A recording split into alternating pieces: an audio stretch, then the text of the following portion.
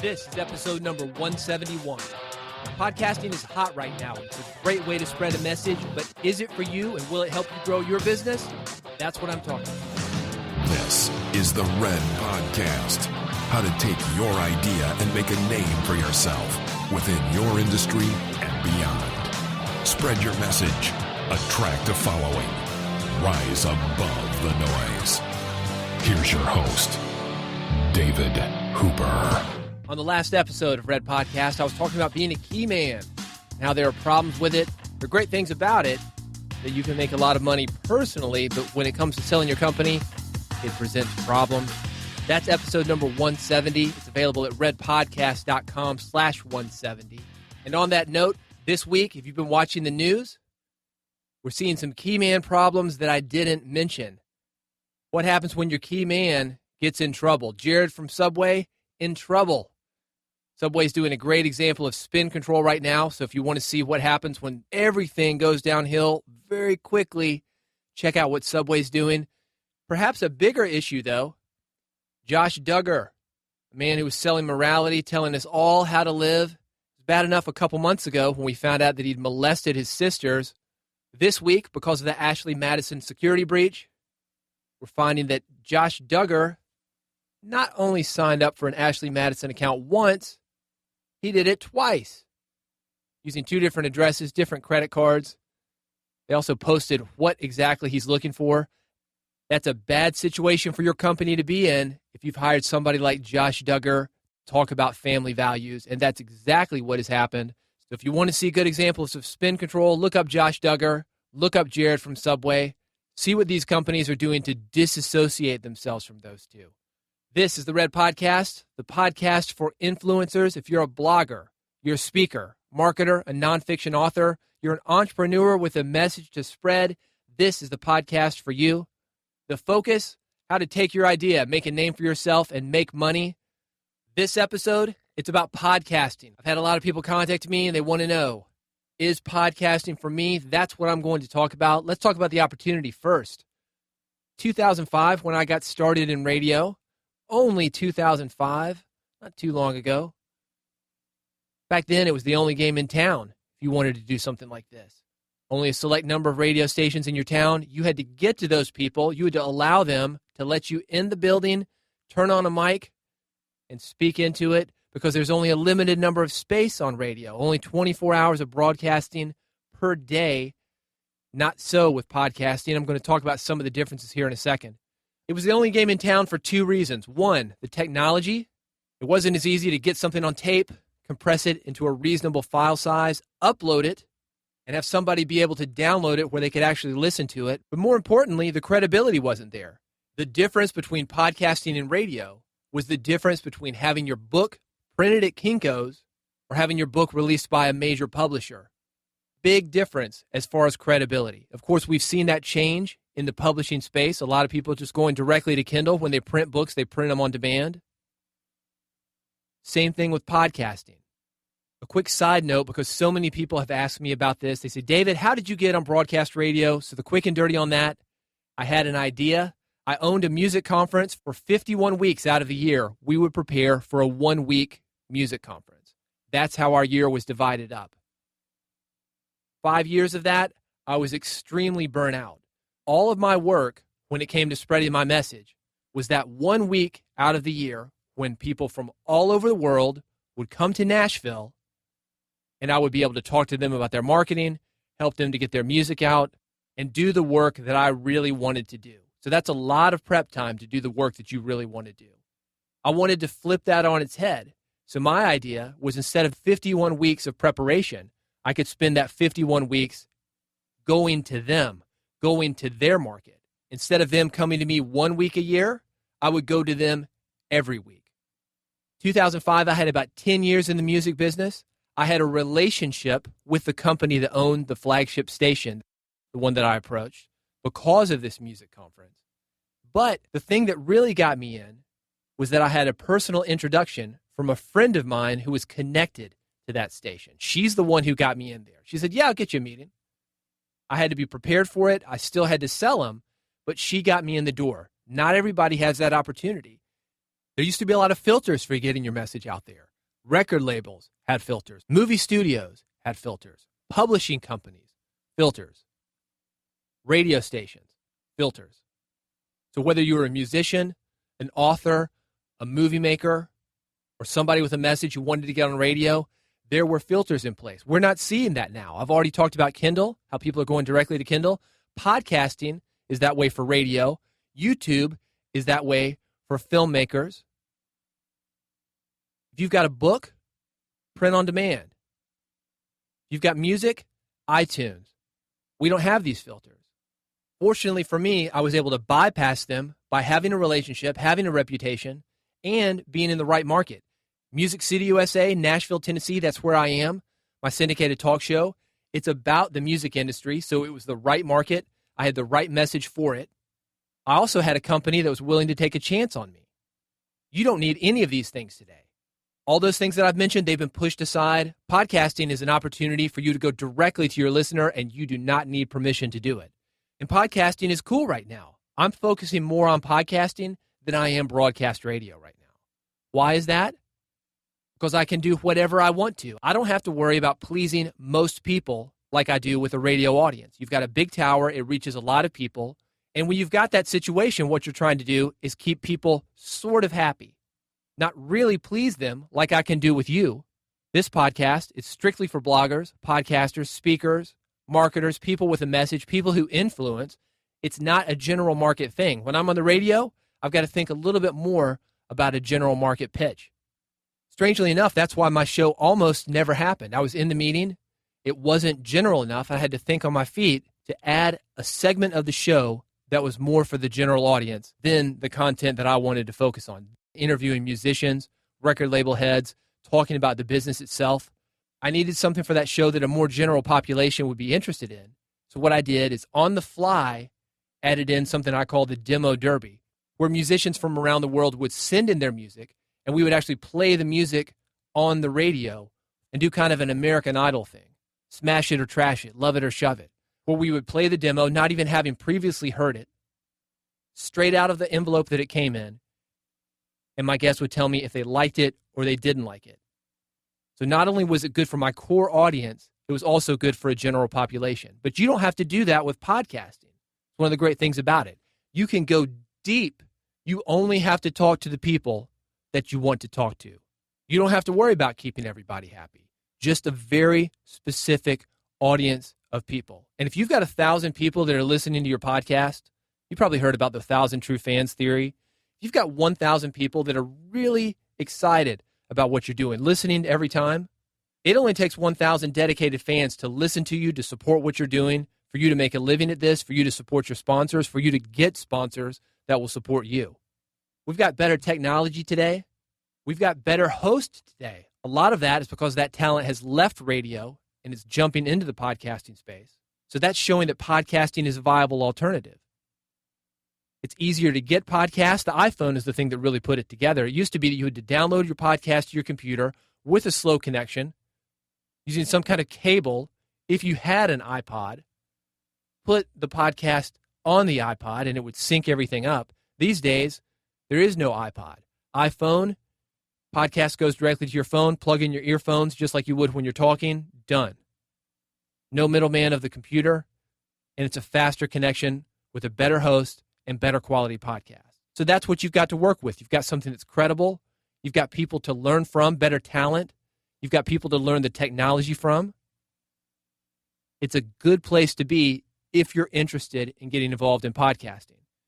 Here's the question, though. Is it for you? Just because it's a great opportunity, it doesn't mean you should jump on it. Josh Duggar, great opportunity for him to go on Ashley Madison, find some women to connect with. Should he have jumped on it? Probably not. Not if he cared about his marriage, not if he cared about his job, not if he cared about a future, not if he wanted anybody to take him seriously.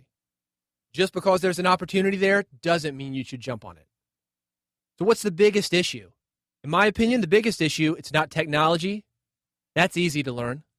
Dave Jackson from School of Podcasting, great system. Go to schoolofpodcasting.com. He can teach you the technology. More or less, you plug a microphone into your computer. That's it. If you're curious to know how we make Red Podcast, redpodcast.com/equipment has the equipment that we use. And literally, there is that setup where you can plug a microphone into your computer. $60, you're good to go. redpodcast.com/equipment if you want to see the equipment that we use, including that $60 option. So it's not the technology that's going to get you. The skill comes.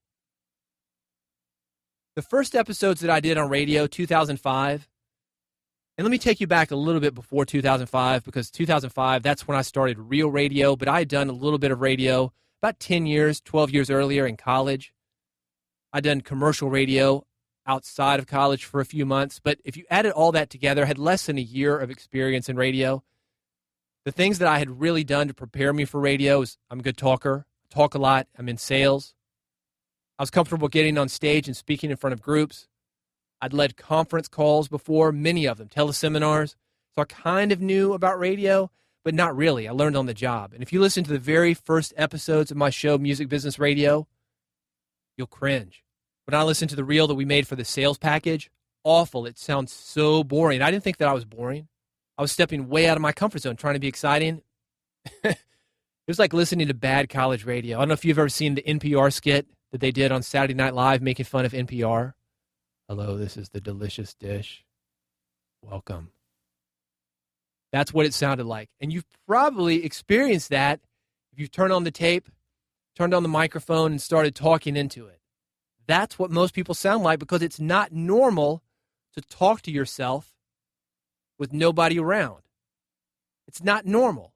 We're used to having conversations. That's why so many people do these conversation podcasts where they're interviewing people. A whole lot easier than what I'm doing right now. But here's the good news. You will get better. Even with 10 years of radio under my belt, the first episodes of Red Podcast, pretty weak compared to what I'm doing now. This one, episode number 171, I've got some special editions, maybe 180-something episodes. It gets better. If you're willing to stick with it, if you're willing to have that commitment, you will improve. But you've got to jump in. You've got to make mistakes. This is one of the reasons that I suggest to brand new podcasters, do 20 episodes, then throw them away and start with 21. That's your episode 1 that you release to the public. The biggest issue is your commitment. This is not something that you can do half-heartedly. This episode is a great example of that. It's coming out a little bit late this week, and the reason is because I've already recorded it, got to the editing phase, wasn't happy with how it had turned out, so I've got to start all over again. That's the commitment that you need, though. You can't do something half-heartedly. People are going to hear that, and that's going to hurt you. But if you put your heart and soul into it, if you're willing to make mistakes, if you're willing to do things over again when they don't come out correctly, that's how you're going to succeed. 2 types of commitment with podcasting. There's a daily commitment. That's you outlining the shows, finding guests, recording, editing, starting over again if you need to. This episode isn't the only episode that I've re-recorded. It doesn't happen often. Maybe happened 6 months ago, 7 or 8 months ago. It does happen, though. When it happens, re-record it, move forward. So you've got that daily commitment, but you've also got the long-haul commitment. And the long-haul commitment is the 2 to 3 years that it takes for you to build an audience. The 2 to 3 years that it takes for you to get a substantial number of episodes released, hone your craft, get your personality and your knowledge out into the world, and have people really connect with you to where they want to hear you and they're missing you when you're not there. There's no better way to connect with people than a podcast. Audio is the most intimate format. You talk into a microphone, somebody receives your message by themselves via headphones, by themselves in the car. This is something that people do individually, not with other people. It's just you as an individual spreading your message. It's just them as individuals receiving your message. Side note on this, people receiving your message. How that happens depends on how you talk to people. That's why you hear me saying you, not you all, or you guys, or podcast listeners, or my audience. It's not my audience, it's you. That's going to boost your connection to people. And as I mentioned, there's no better way to do it than audio. I know a lot of people think video is hot. A lot of people get involved with video. A lot of people do video versions of their podcasts because there are not as many of them. Think it's going to be easier to go up the charts with less competition. The reason there are not as many video podcasts is because people do not consume podcasts via video. And this is especially true if you're in the business market. It's especially true if you're doing a podcast where video adds nothing to the conversation. Me talking to you right now, you could watch it if you want to. I could put a camera here in the red room. You could watch me speaking into a red microphone with a bunch of padding around me, looking at my notes. It's not very exciting, but you could watch me. But I want you to think about how your message is consumed. It's consumed, as I mentioned, via headphones. For example, when people are at the gym, commuting via subway, mass transit. It's consumed via the car, where people are doing something where they can't watch video because they're watching the road. Video's not going to help you. Audio, the most intimate way to connect with people. Think about those long phone conversations you've had over your lives. It's not FaceTime. It's not video chat. It's an audio conversation where you can really listen, where you can really say something and really be heard. That is the power that you've got with your podcast.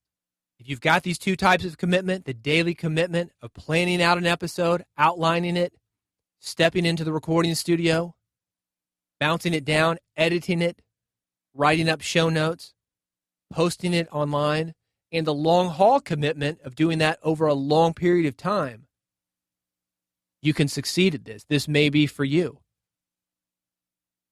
But you must have a message, or at least an opinion. Podcasting, it's not the place to play it safe. It's also very hard to be anonymous on a podcast. And this is something that you need to consider if you're going to do a podcast. Are you comfortable with people knowing you, or at least thinking that they're knowing you? Funny story, I was actually at the dentist yesterday. New dentist, had taken over the practice, new staff. And as I'm in there getting my teeth cleaned, the woman asked me, "Are you that guy on the radio?" I've got the utensils in my mouth. Can't say a thing. Just People think that they know you. And podcasting, while it's not radio yet, it's going into cars. And if you're at a convention like Podcast Movement or New Media Expo, people will have heard your podcast and they're going to think that they know you, even though you have no idea who they are. So you've got to be comfortable with that, or at least the possibility of it happening. And it's not a bad thing. It happens actually quite often to me. You say, "Hey, thanks for listening. Really appreciate you listening. And if you've got any suggestions, I'd love to hear them." When people have heard the podcast, or people email me or tweet me about the podcast, "Hey, if there's anything that you'd like me to cover, please let me know." And as a side note, @DavidHooper is my Twitter name. If there's something specific that you'd love for me to cover on Red Podcast, do reach out. I want you to reach out. A lot of people want to get involved with podcasts because they feel that it's a great way to make money. And it is a great way to make money. But at the same time, if you just want to sell something, if that's it, that's your bottom line, you just want to sell something, there are better ways to go about it. Message and opinion are what makes great podcasts. General info podcasts, we don't need them anymore. It's kind of like the general info books. You used to be able to go to the bookstore. You've probably heard me talk about doing yoga on Red Podcast. I do it daily, done it daily for several years. And you used to be able to go to the bookstore and get a general book about yoga. Maybe 101 ways to stretch, 101 ways for stress relief, whatever you think would be related to that topic. These days, the generality of that, it's gone. You see things that are much more specific, and a lot of that is because of the internet. So if you're going to get online and do a podcast, be specific. Have a specific message. It's very similar to what I talked about with big media and radio. You're trying to keep a lot of people happy. It was the same way for books, same way with films, the same way with music. You can niche down and go really deep into what you're covering. People today have a choice. We don't have to watch that general sitcom on the air that we kind of like. We can go on Netflix, choose from thousands or even tens of thousands of television shows, documentaries, horror films, whatever we really are passionate about. And podcasts are the same thing. Same thing about books, YouTube videos. People have a choice, and you're becoming part of that choice. So the general info podcasts are going to be ignored. People want a message. People want an opinion. But the way to really stand out is personality. You can find a lot of people online with opinion. You can find a lot of people online with a message, very specific info. Let me give you a couple examples, a couple of book examples. I'm not vegan, although I'm vegan at home. I've been vegetarian for almost 20 years, so I'm pretty close to vegan. Let me talk about 3 different vegan cookbooks, something very specific, but each done in a different way. 1, Skinny Bitch. Actually, the cookbook is called Skinny Bitch in the Kitch. Just a vegan cookbook, but done in a different way. Thug Kitchen. This one's very well done. Vegan street food. It's a niche, but it's done in an extremely entertaining way. And if you're interested in great copy, go check out Thug Kitchen. I'll have it in the show notes, redpodcast.com/171. But maybe my favorite, and this guy actually started out on YouTube, became quite a sensation online, and he's got his own cookbook that he's doing right now, The Black Metal Vegan Chef. 2 different niches. 1, black metal. Second one, vegan cooking. Put them together. This guy makes music videos where he's actually cooking vegan food to a metal soundtrack. Well worth watching. Black Metal Vegan Chef. It'll be in the show notes. redpodcast.com/171 for that. Here's the bottom line. If you're wondering whether or not you'll be successful at having a podcast, if you're willing to make the commitment, the daily and the long-term commitment, that's the first step. The technology, it can be learned. The skill set, it can be learned. But if you've got a message and you're comfortable with bringing your personality into it, there is no better way to get it out. If this sounds interesting to you, the next step, $60 will get you started. Go to redpodcast.com/equipment. If you've got a computer, PC or Mac, the software to put on that is free. I use free software called Audacity to record Red Podcast. $60 microphone. I'm talking into it right now. Jump in, make mistakes, test the water. On the next episode, I'll be continuing this conversation, more thoughts on how to make a podcast great with Dave Jackson of the School of Podcasting. If you're interested in that, go to redpodcast.com, subscribe to Red Podcast. You can do that via iTunes or however you get your podcast. Redpodcast.com has more information. While you're there, join the Red Insiders if you want to get connected with other bloggers, speakers, podcasters, people with messages to spread. It's your opportunity to work with me one-on-one. We get on the phone every month to talk about growing your business, and it's free. redpodcast.com for more information on that. Thanks so much for listening to Red Podcast. It's been a fun journey. I'm glad that you've decided to join me on it. If you've got questions or comments, reach out to me. You can do that via Twitter, @DavidHooper. Would love to hear from you. Love to hear your episode suggestions. And I'm looking forward to seeing you on the next episode of the Red Podcast. You've been listening to Red Podcast, Real Entrepreneur Development. Subscribe today using iTunes, Stitcher, or via RSS at redpodcast.com.